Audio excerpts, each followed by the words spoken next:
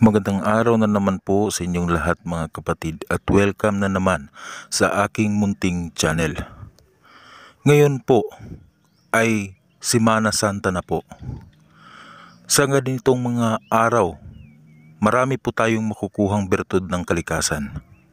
Kadalasan po ang mga antingero, mga manggagamot, ay sila po ay pumupunta sa mga bundok, sa mga kagubatan upang maghanap ng mga mutya, mga bertud ng kalikasan. Ang mga mutya na ito ay kanilang ginagamit upang mapalakas pa ang kanilang mga kapangyarihan sa panggagamot, sa pagkalalaki, at sa iba't ibang aspeto po ng espiritual na landas. Ngayon sa bidyong ito mga kapatid, ay ituturo ko ulit ang isang tinatawag na mabagsik na gayuma ng kalikasan. Sa mga gustong maghangad ng mababagsik na gayuma, malakas na gayuma, na kayang paibigin ang sinumang tao na kaniyang gugustuhin, ay dapat magawa po at makuha ang mga sangkap na ito sa araw po ng Biyernes Santo. Dapat po na gagawin po ninyo ang pagkuha sa mga sangkap nito sa alas 12 po ng tanghali. Dapat po ay hindi lalagpas sa alas 3 ng hapon ay nakumpleto na po ninyo ang mga sangkap na inyong gagamitin sa mabagsik na gayumang ito. Kapag nagawa mo ito, ay napakalakas po ng gayuma na inyong magagawa sa mga sangkap na ito. At ito po ang mga bagay na inyong kukunin sa kalikasan upang makagawa ng isang mabagsik na gayuma. Tandaan po na hindi po madaling hanapin ang mga sangkap na ito. Kaya naman po, Huwebes o Biyernes Santo ng umaga ay hanapin na ang mga sangkap na ito. Lagyan lang po ng palatandaan. Nang sa ganoon ay kapag darating na po ang Biyernes Santo, ay kayang-kaya niyo po itong tapusin na makuha sa loob po ng 3 oras. Unang-una po ninyong kukunin mga kapatid ay pupunta po kayo sa dalampasigan. Tignan niyo po ang hampas ng alon. Doon po sa pinakadulo ng hampas ng alon ay kumuha po ng isang dakot na buhangin. Pangalawa po ninyong kakailanganin mga kapatid ay maghanap po kayo ng niyog na mayroong tumubo na halaman po o damo sa kanyang katawan. Pangatlo po na inyong kakailanganin ay humanap po kayo ng 2 baging na magkayakap o yung parang lubid.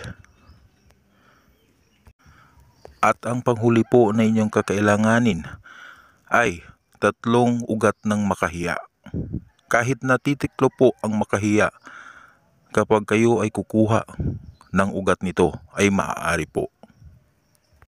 Siguraduhin po na hindi po lalampas sa alas 3 ng hapon ay nakumpleto na ninyo at nakuha ang mga sangkap na yan. Kaya naman, payo ko sa inyo ay hanapin na Huwebes o Biyernes Santo ng umaga ang mga sangkap na ito. Nang sa ganoon ay madali ninyong makuha ito sapagkat tatandaan lang ninyo kung saan ito makukuha.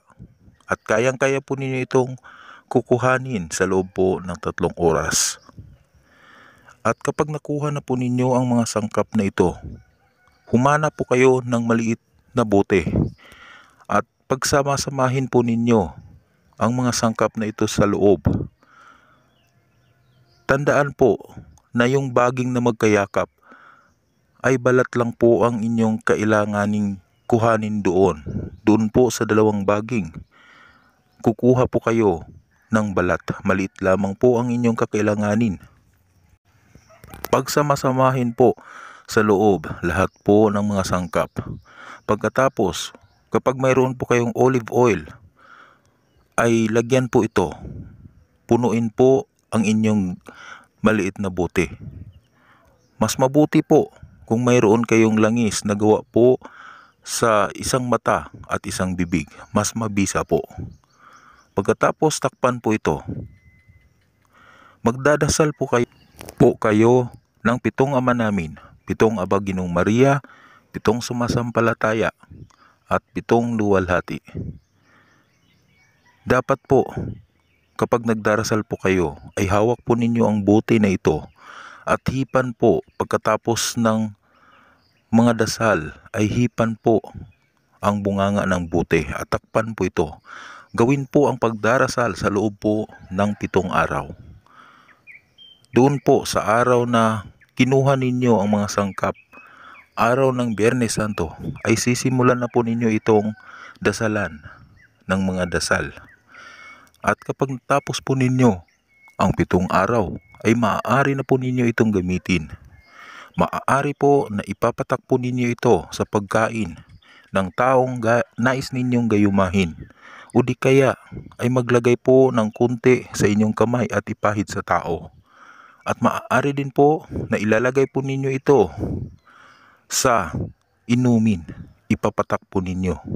Kapag nagawa po ninyo ito, ay sigurado po ako na magagayuma po ng matindi ang taong inyong ginagamitan. Dapat po ang gagamitan po ninyo nito ay tunay ninyong mahal na tao. At handa po kayo sa anumang posibleng mangyari. Dapat po nakahanda kayo na makasama ito habang buhay at pakasalan ito. Sapagkat mayroon po itong balik kapag ginamit po ninyo ito sa tao at pinaglaruan lang po ninyo ang kanyang damdamin. Sana po ay naintindihan ninyo mga kapatid, at hanggang dito na lamang po ang ating video. God bless po sa inyong lahat.